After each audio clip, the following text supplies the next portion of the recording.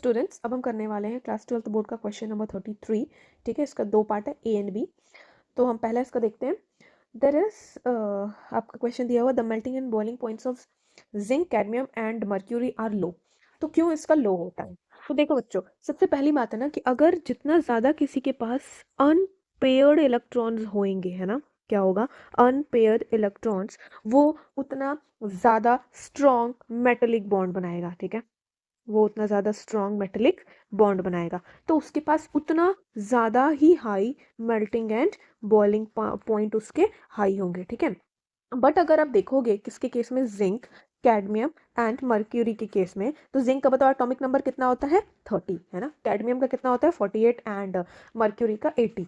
तो अगर आप देखोगे ना, तो ये तीनों ही की जो डी ऑर्बिटल है वो फुलफिल है। क्या है बच्चों? वो फुलफिल है, फुल फील्ड लिख लो। ठीक है, पूरा भरा हुआ है। ठीक है, 30 का अगर आप बच्चों कॉन्फ़िगरेशन लिखोगे, सपोज मैं जिंक का लिखती हूँ, तो 1s2, 2s2, 2p6, 3s2, 3p6, 4s2 and 3d10। Count करो, ये आपका 10 हो गया, ये आपका 10 हो गया, एंड देन 30 आ गया, टोटल 30। डी में क्या आ गया आपका? 10। अगेन अगर आप इसके आगे लिखते हो तो इसके आगे क्या आ जाएगा? 4p6, 5s2 and 4d10।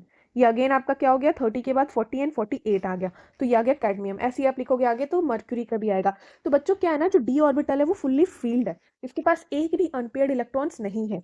और फुल्ली फील्ड होने के कारण ड्यू टू फुली फील्ड, ये जो बॉन्ड बनाता है बच्चों, वो बॉन्ड क्या होता है आपका? वो होता है आपका वीक मेटेलिक बॉन्ड। ठीक है, क्या होता है? Weak metallic bond. ठीक है, इसीलिए जो आपका मेल्टिंग एंड बॉइलिंग पॉइंट आपका जिंक, कैडमियम एंड मर्क्यूरी जो है वो लो होता है। ठीक है, थैंक यू।